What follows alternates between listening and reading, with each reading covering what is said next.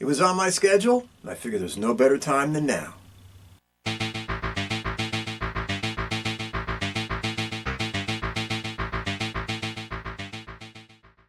Okay, everybody, today we're going all the way back to 1972 to look at a classic Irwin Allen disaster movie that simply is one of the best. And with the very recent passing of one Gene Hackman, what better time to do it? What more appropriate time to do it? But before we dig into it anymore, before we look at this masterpiece any further, once and again and as always, to the trailer.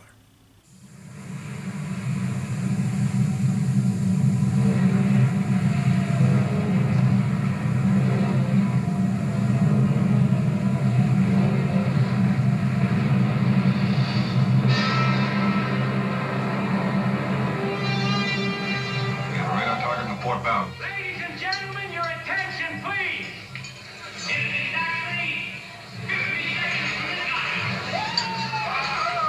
Arvan! Get up for Manny.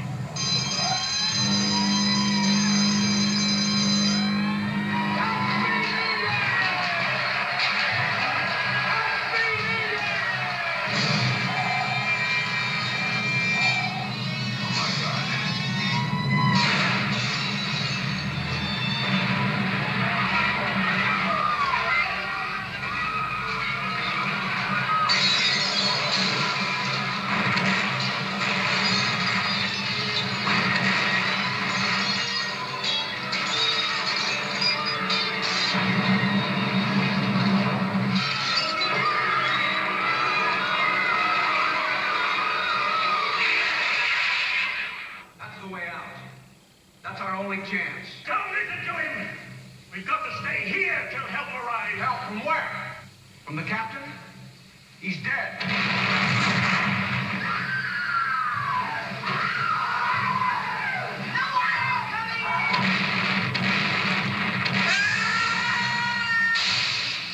Don't Captain Lee Belle! The shaft blew up and he's dead! And that's it! Or do you want to make something more out of it?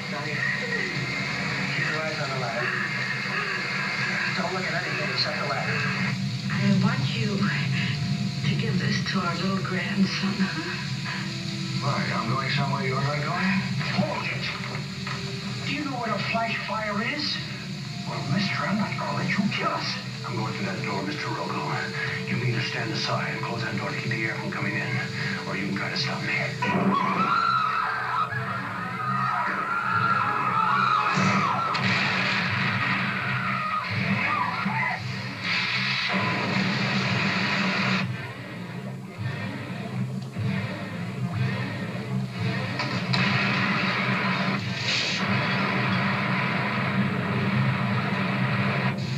I'm going to get everybody out here and I'm going to do it!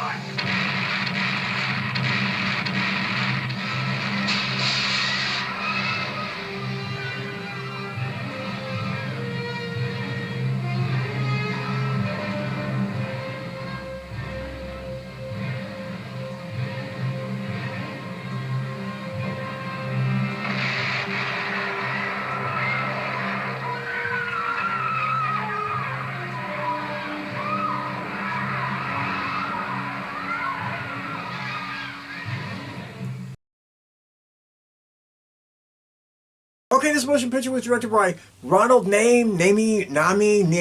I can't.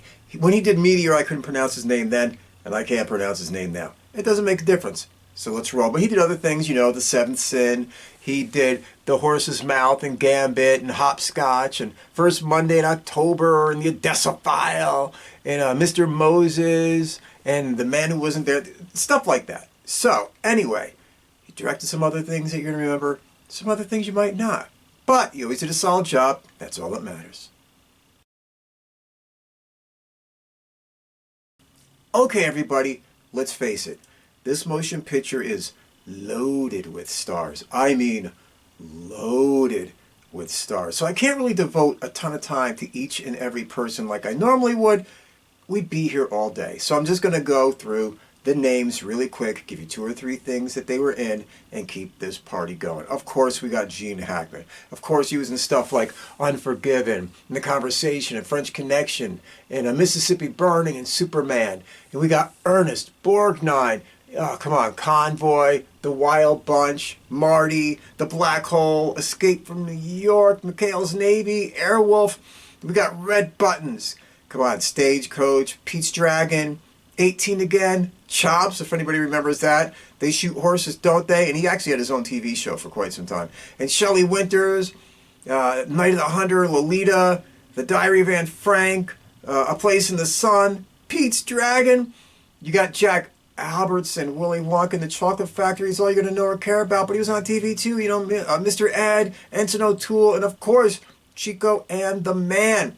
Pamela, Sue Martin, The Lady in Red, remember that movie? And TV, Dynasty. Nancy Drew and the Hardy Boy Mysteries, remember all that?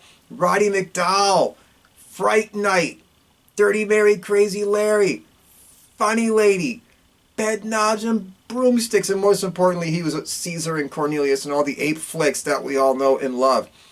Leslie Nielsen, Forbidden Planet, Naked Gun, Airplane, Creep Show, and too much TV to mention, so I'm not even going to bother. And Carol Lynley, Beware the Blob, Bad Georgia Road, The Pleasure Seekers, Cotton and the Canary, and she was on Fantasy Island like 4,000 times. Stella Stevens. Oh my God. My mind just flashed back to all those Playboy pictorials. I'm sorry, I'm a guy, it is what it is. Anyway, she was in Slaughter with Jim Brown. She was in The Silencers, and she was on TV in Santa Barbara and Flamingo Road, and she was in A Nutty Professor too, by the way. And Eric Shea, he was in on TV, Batman and Gunsmoke and The Brady Bunch and Little House on the Prairie.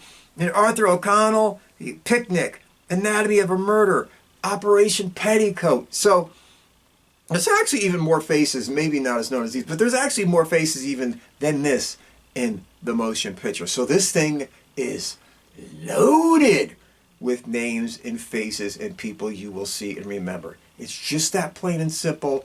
You can't watch this for 3 seconds without seeing a name or a face that was somebody. There you go. Okay, everybody, I'm going to try to do this in 90 seconds or less so I can keep it short, keep it fast, keep it moving, keep it entertaining, and we will get to that place where I drone on for quite some time, the summation. And actually, believe it or not, the plot to this is extremely simple, so it shouldn't be that bad. You got this motion picture. It starts out, you got this boat. It's going through a storm. It's fighting its way through. You find out it's a little bit top-heavy because they're having a problem with one of the pumps, and they're charging through the storm way too quick. Because there's this guy, well, he works for a company, and he's making the captain go faster than he should go to get this thing to the scrapyard. It's the Poseidon's last voyage. This is her last hurrah. It's going from New York to Greece, and they're running it through, and they are just going at breakneck speed because they're 3 days behind schedule already.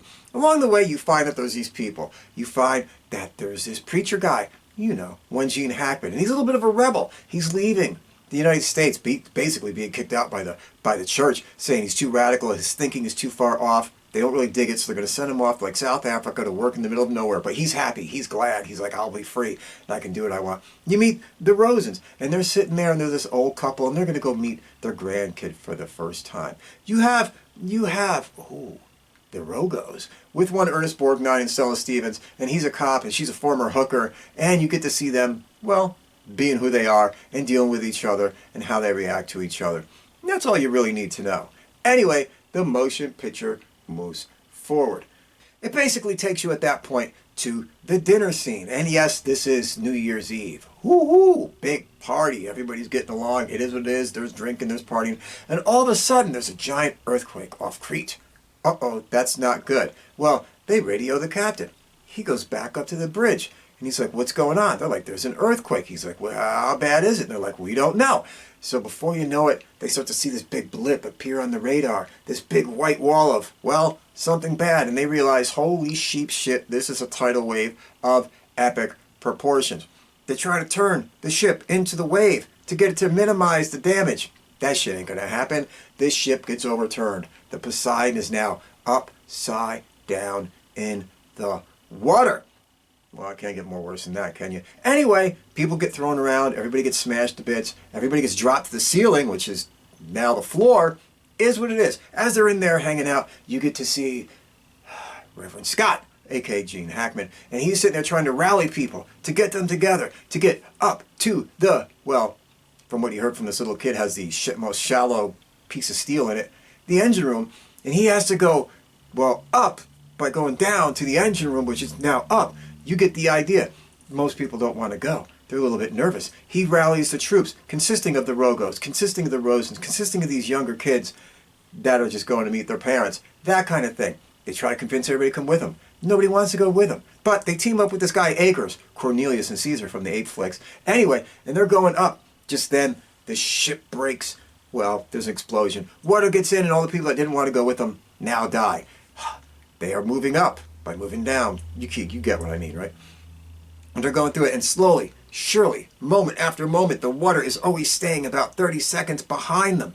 Bad things happen. They go through the kitchen. There's dead bodies. They go through smokestacks.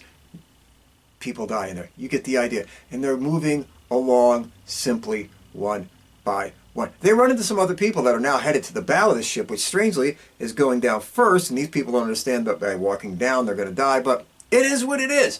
And they try to convince the preacher, Reverend Scott, and his people to go with them. And they're like, no, we're going to keep going our own way. Well, actually, there's a fight that takes place between Reverend Scott and Rogo about whether they should go with him or whether they shouldn't. We'll get into all that later. Doesn't make a difference. But they keep on their destined path. They find out, my God, there is an engine room, but we have to go down into the water and up into it to keep going skyward. And when they do it, the Reverend leads the way, but he gets trapped.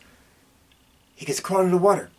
And then one very elderly Mrs. Rosen, who's quite a large woman at this point in her life and old, dives in and saves him. But in the process, well, doesn't really do herself much good.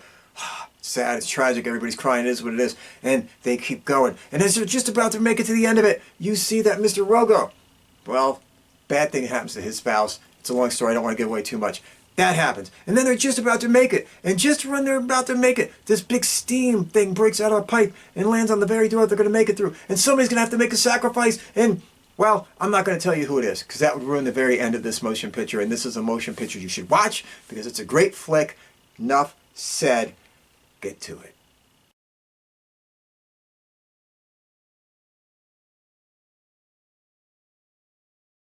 Okay, everybody. Does the Poseidon adventure work? Yes, this works. Yes, it's one of the all-time great disaster flicks. You remember all of them? I don't care if it's a Towering Inferno, to a Meteor, to all those movies about airplanes just falling apart out of the sky that they used to release every other day, to all the other ones that have come after, you know, where the Earth freezes suddenly for no reason. They were doing it in the 90s and 2000s and all that kind of shit. It's one of the great disaster movies of all time. And I still think, by far, it's the best.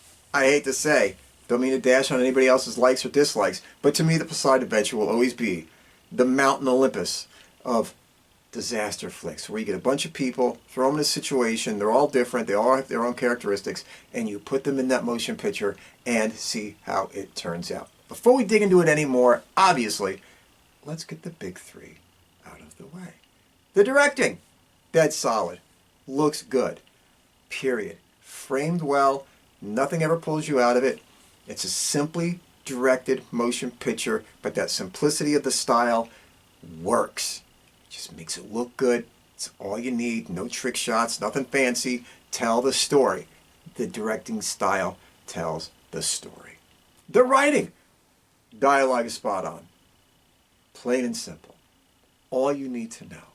The dialogue does never anything stupid to pull you out of the motion picture. It never does anything reckless to try to be what the motion picture isn't. It's well done. It's well thought out. It's all you need. And way more than enough for a disaster film like this. And the acting. Let me explain something. Here, I'm going to go on a tangent. Just roll with me. The acting in this motion picture is a tour de force. Let me explain. Everybody does their jobs great. Everybody. Albertson, Stella Stevens, yeah, all of them. Shelley Winters, all of them nail it. Red Buttons, all of them. But this motion picture is a tour de force of two actors. I'm going to tell you right now. This is Gene Hackman and Ernest Borgnine smashing it out the park. Smashing it out the park. I don't give a shit what you've seen Ernest Borgnine in after on, Airwolf or whatever like that, where he kind of just plays it. The guy's a phenomenal actor. Phenomenal. And he nails it and shows you why he's a phenomenal actor in this motion picture. Nails it. The scenes he does with Hackman are amazing.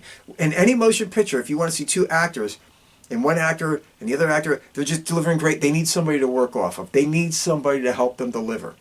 And the two of them with each other in this motion picture deliver. And obviously, we got the very recently late, great Gene Hackman. It's the end of an era, folks. It's the end of time. There's not going to be many more of these guys left to go because there's only many remaining. And who are we going to have? Eastwood, maybe Kurt Russell. That's it. When these guys are gone, that era is over. That era is over. And he shows you why he was part of that generation of actor. That kind of guy, name one thing he's ever been in where you said, oh, he looks like shit. There you go. He delivers in this. An incredible performance. And when you match him with Borgnine and put the two of them together through this motion picture, I don't care if the rest of the cast was even in the goddamn movie. They delivered and made the acting phenomenal. Okay, everybody, why else does this motion picture work? Plain and simple, yes, it delivers on everything it's supposed to be. Yes, it is a successful disaster movie where something goes wrong and you put all the people together and you put them in a tough situation from going to A to B to C to D to E, and in between every one of those stops you give them something they have to overcome. We've seen those kind of things before, and we've seen them 8 million times since this motion picture. But this does it in a very effective, well played out, relatively well thought out, well delivered, well paced. It's 2 hours long. This movie never bogs down or feels slow, and it always makes you feel under pressure. And they gave you enough time in the beginning of this motion picture to get you to know the characters, to care about the characters, and to sit there and relate and hope for the best. But there's more to come. Hold on. One of the unsung things of this motion picture, I don't think people talk about it enough, actually. I don't know if anybody's ever has. I'm not saying I'm the first to think of it by any stretch of the imagination. But I'm just saying one of the things that makes this motion picture great also is the dynamic between your two main characters. Obviously, Borgnine, Rogo, and you got Reverend Scott Hackman. Because really, you got two alpha males in a situation trying to achieve the same thing. Get everybody out in one piece.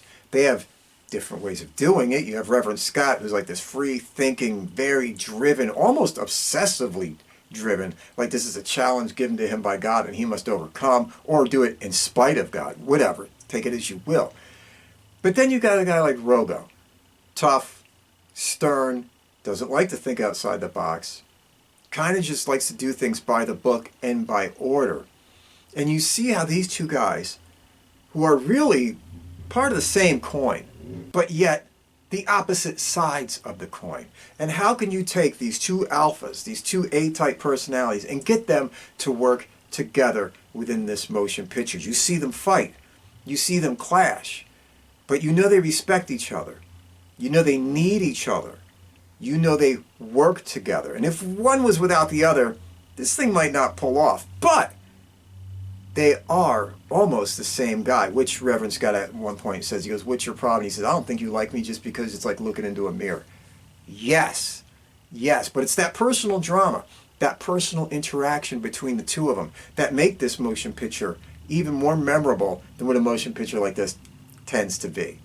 And also, there's so many different people in this motion picture at different stages of life. When you watch this picture when you're young, you might relate to it as the two kids in the movie. As you watch it in your 30s or 40s, you might relate to it as the people in the motion picture that are in their 30s and 40s. As you get older, you might relate to it as the Rosen couple who's like just trying to get through so they can see their grandchild for the first time.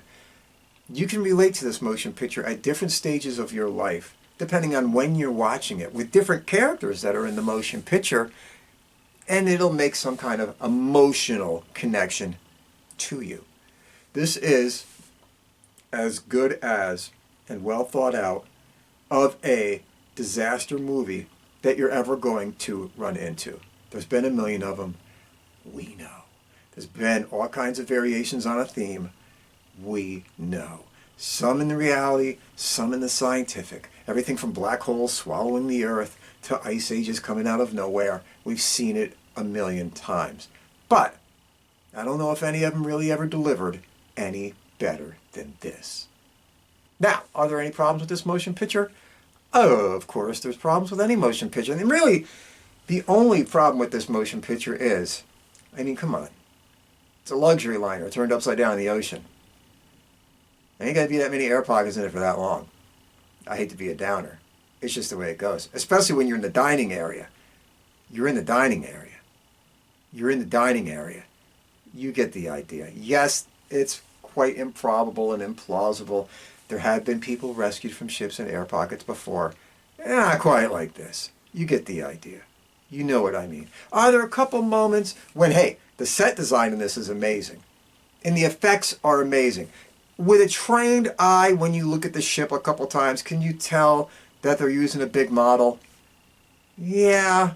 I mean, because you know, water and smoke are the hardest things to scale on planet Earth. But it still looks good. So you don't take that as a negative. It still looks good. And at the end, there's even a matte painting shot in there, which, okay, if you look close, you might notice that's a matte shot. But it ain't going to pull you out of the motion picture. It's literally in the last 5 seconds. It doesn't make that much of a difference. The set design on the whole looks and feels amazing. So don't let a couple little technical glitches get to you. And of course, any kind of motion picture like this sometimes needs the stereotypical villain. Because nobody's really a bad guy in this. They might not get along here. They might not get along there. But there's no villain. Except for the company guy, obviously, who's like making them charge deadhead of steam forward in worst weather and without letting them ballast tanks and, you know, do all the other kind of shit that they should do. So you do have that character. You have the J. Bruce Ismay type character of this thing. He does exist. It is what it is. But, again, that's just a stereotypical thing. Not really something wrong with the motion picture. Anyway, folks, that's all I got to say on this. Watch yourself the Poseidon adventure. Solid, well directed, well acted, and with a dynamic powerhouse performance of 2 lead actors. One of them who we just said goodbye to, and there will never be another one like that again. It is what it is. It's from a forgotten time that should never be forgotten. From an era when they put out shit that was plain and simply good. All right, everybody, be good.